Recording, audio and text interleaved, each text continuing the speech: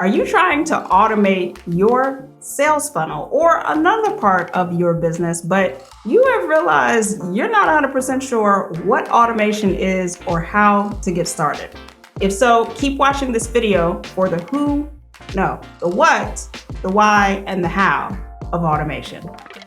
Hey everyone, I'm Janelle Allen, Learning and Marketing Strategist for online course creators. If you're new here, first things first, welcome. I'm glad to have you. Don't forget to subscribe to the channel. You can just click the subscribe button and be sure to hit the bell icon next to it so that you get notifications whenever I release a new video just for you. All right, today we are talking all about automation and how to get started, especially if you're a course creator. So let's dive in. First things first, let's define automation. Automation really just means using software to make something happen, right? To execute an activity or an action that you would normally do manually. Now, there's different names for automations. You might see them referred to as rules. You might see them referred to as workflows. And of course, you will see them referred to as automations, all the same. Now, the other thing I want to say is that an automation is going to have a trigger, which is the event that starts the process of the automation, right? It's the event that kicks things off. And it's also going to have an action, which is what happens after that event is triggered. An automation is going to have at least one action, but it can have multiple actions. Now, we're not just talking, sometimes when you hear marketing automation, that phrase, people only think about sales funnels, right? Setting up an evergreen sales funnel so they can put their sales on autopilot. That's what you hear all the time. Well, that's true. You can absolutely create an evergreen sales funnel, but you can also automate things like nurture sequences, onboarding for new students, post-purchase processes. You can update information in a subscriber's profile when they maybe enter an intake form to work with you. So there's so many things that you can automate. It's not just about sales funnels. I really want to nail that in. Lastly, there are different types of, different classes of automations. So you're going to have in-app automations, which are going to be things that you can do internally within the tool that you're using. So ConvertKit is an example. You can set up rules in ConvertKit. So when this happens, do this inside of ConvertKit. You can set up automations inside of ConvertKit. Those are in-app automations. Same thing for a tool like Airtable, or there's so many different tools, but in-app automations. Now you also have direct integrations that allow you to automate. So for example, if you want to connect two tools together like ConvertKit and Teachable, well, they both integrate with each other directly. So you're able to set something up when someone buys your course in Teachable, you can set it up so that Teachable sends information to ConvertKit and then ConvertKit fires. And you don't have to use a third-party tool, which is actually the last class, if you will, of automations, which are third-party integrations. So these are automations that you set up using a tool that kind of acts as an intermediary. Zapier is a great example. There's also Integromat. For a while, it was just Zapier, and now there's so many of them. But a tool like Zapier is going to allow you to connect software that doesn't directly integrate with each other. Okay, so that is the answer, high level, to what an automation is, as well as some extra stuff that you need to know about automations. So now let's talk about why you should even care about automating. The main reason people automate is because it saves you time. It's something that you are probably doing manually, and now you're able to use a tool, a software tool, to do that thing, and you don't have to worry about it anymore. I like to think about service providers as a great example of this. So if you're a service provider, you work with clients, one of the things that can really take up a lot of time is putting together proposals and contracts if you're doing it manually for every single client. And sooner or later, every freelancer consultant has that moment where you're just like, okay, I've got to figure out a better way to do this. This is taking way too long. And there are tools like Dubsado and I think maybe Honeybook. Dubsado is my tool of choice for this because I work with clients as well. So Dubsado will allow you to automate your intake process, and then it will take the information from the intake form and pop it into the contract. So you don't have to worry about doing that manually anymore. You just set up the template and Dubsado handles the rest. And it saved me countless hours. So saving time is the number one reason people want to automate. The second reason is automation allows you to deliver a great experience, whether you're delivering that to clients or customers. So in the example that I just gave, automating the intake process for new clients is going to deliver a fantastic experience because they're going to fill out the form. Then they might get an email that says, hey, thanks for filling out that form. Here's what happens next, and lists out the steps. You don't have to be behind the curtain typing those emails out, trying to get it out within the hour. You can just set that up to automatically go through and you don't have to worry about it. And on the other side of it, your prospective client is going to feel warm and fuzzy because they're getting communication from you. You look really professional and it's all automated. Now, same thing if you have a product business, same deal. You can have emails going out after someone buys your product, etc. Now, the third reason that you should automate is if you're at a place where you're starting to scale your business, there's going to be processes that you need to get off of your plate. And in order for you to grow, you've got to figure out how to use tools and how to set up systems that allow you to do more. And automation is a big part of that. So 3 reasons you should automate: saves you time, allows you to deliver a great experience for clients and customers, and it is a tool that helps you to scale your business when it's time. Okay, let's talk about how to get started with automation. There's some key steps that you want to follow. The first thing I recommend doing is just being super clear on the purpose of the automation. What is it that this automation is doing? Is it welcoming new subscribers to your email list? Is it onboarding new students after they purchase your course? Being super clear on that objective. Then, secondly, define the trigger, the entry point, the event that starts the automation. What is that? And then once you're clear on the trigger, what is the action? So after that trigger is activated, what needs to happen? Remember, an automation can have multiple actions. So it could be one thing, it could be multiple things.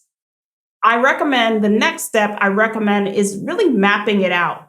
Now, this could be on pen and paper, or you can use a mind mapping tool, flowchart tool, but map it out so that you're super clear on the steps that need to take place.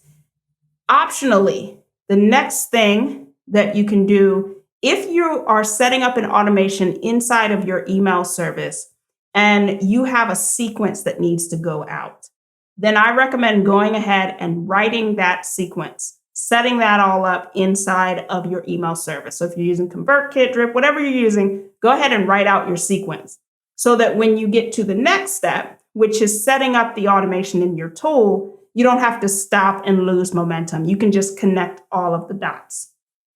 So after you have the automation set up in your tool, one of the next things I want you to do is I always get this wrong, cross your T's and dot your I's. So just look through your automation and ask yourself, is there anything else that needs to happen within this automation? Is there anything that this automation needs to trigger upon completion? In other words, after people go through this automation, do I want anything else to happen upon completion? Maybe I want a tag that says, hey, this person completed this welcome automation, or this person completed onboarding. Or maybe I want to update a custom field, or maybe you want to send information to another tool. Just ask yourself those questions to see if you need to go back and make any tweaks. And then if there's any type of simple rules that you need to set up inside of your email service provider for something to happen as well, don't forget to look into that. Now, last step is to test. Test your automation before going live, because there's nothing worse than finding out that your email sequence wasn't set to publish and people are kind of stuck and they never got the welcome email. It can just be, it can feel deflating. So definitely test it out before you set everything to go live. All right. So that's the steps to follow to get started with automation. Now let's talk about the 3 types of automations that every course creator should have. So those 3 automations that every course creator should have are going to be a post-purchase automation, an onboarding automation for new students, and I'm a big advocate of a welcome automation for new subscribers to your newsletter. So let's dive in. I'm actually going to show you some insights of mapping out these automations and what that might look like at a high level. All right, family. So I have a mind mapping tool up that I like to use. It's called Whimsical, if you want to know. And I've got kind of a high level of those automations that I just mentioned, the 3 every course creator should have. So the first one is a post-purchase automation. And I just want to kind of give you a visual of the trigger and the action or actions, right? So what is the trigger? The trigger is you get a payment through the shopping cart. Now you might be using the shopping cart inside of your course platform. And if that's the case, maybe if you're using something like Teachable or Thinkific or Kajabi, well, Kajabi is different because they handle they're an all-in-one. But let's say Podia, Teachable, or Thinkific, then chances are, if you're using their shopping cart, you might be using a direct integration between them and your email service provider.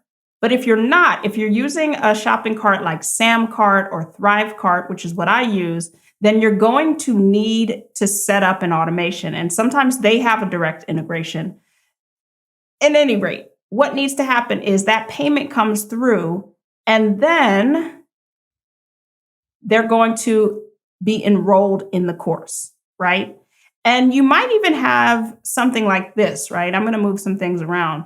You might have another action. So they're enrolled in the course, and then you send a welcome email from your email service provider. Not from, maybe you don't want to send it from the platform, your course platform, but you send it from the email service provider. So this is a high level of what and actually, let's call this a thank you email, right? It's kind of thanking them, letting them know what to expect. And then that could be your post-purchase automation, just helping them to feel assured in, okay, my purchase went through. I got a thank you email. I know what's going to happen next. All right. So then maybe you also have an onboarding automation. And the trigger for that is going to be that they enroll in your course, right? So these 2, you could actually tie them together, right? You could say, after they complete the post-purchase automation, trigger the onboarding automation. You see how they can connect, and this stuff can get really complex. So onboarding automation, they're enrolled in the course. I'm going to move things around again. And then let's say instead of the welcome email, you're going to send the onboarding sequence. Okay, so there's a sequence of emails. Maybe if it's a self-paced course, you have an email going out every week. Maybe you have an email going out, every few days. But you're going to send that sequence after they are enrolled in the course. And then maybe you decide to have, when they complete the automation, you're going to tag when complete, right? So that you know that they went through the onboarding. So there's a lot of different things that you can do here. Okay, let's look at the third automation that every course creator should have. And this isn't just for course creators. This is for anyone who has an email list. So you want to welcome people who subscribe to your list, right? Tell them thank you. It's akin to someone coming in your house and you not saying hello. it's good manners, right? So I join your newsletter. What happens then? Well, let me change this shape here. After I join, you're going to send a welcome email, right? If I can spell, welcome email. Or it could be maybe you have a welcome automation where other things happen, like a welcome survey, etc. So, it could be that you just send an email out, or you could have a whole automation set up.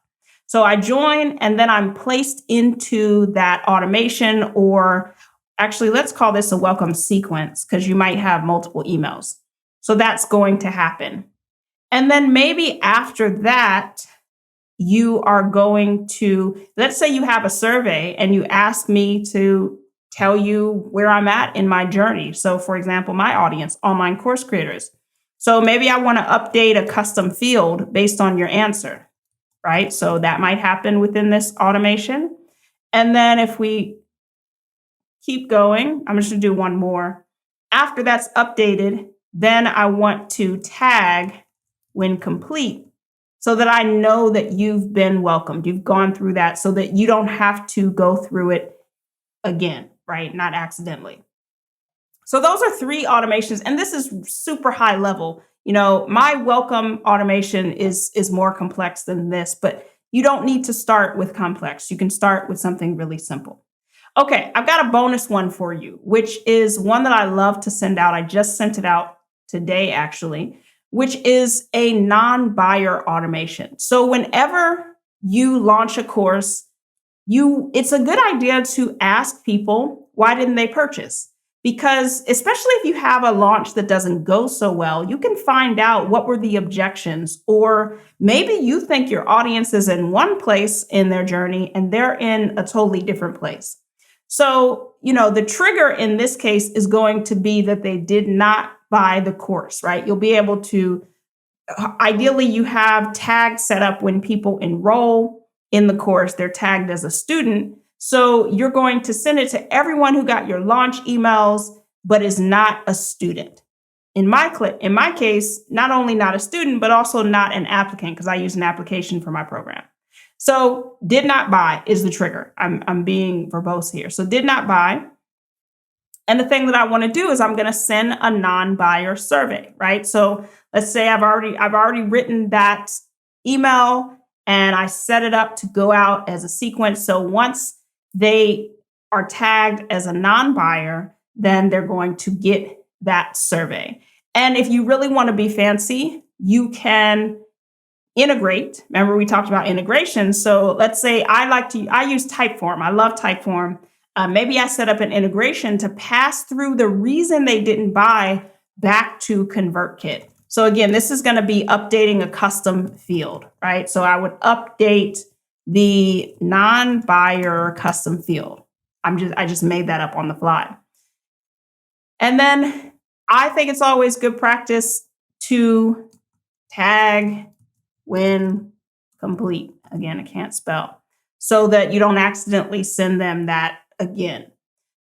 So that's a bonus automation for you. All right, friends, in today's video, you learned a lot. You learned what automation is. You learned how automation benefits you, or why you should even care about it. You learned how to get started with automation. And then you learned 3 automation types that every course creator should have. So show me some love down in the comments. I hope that this video was valuable. Let me know what questions you might have. And if you enjoyed this video, be sure to give me a thumbs up. And don't forget to hit that subscribe button so that you can be tuned in for the next video. All right? Peace.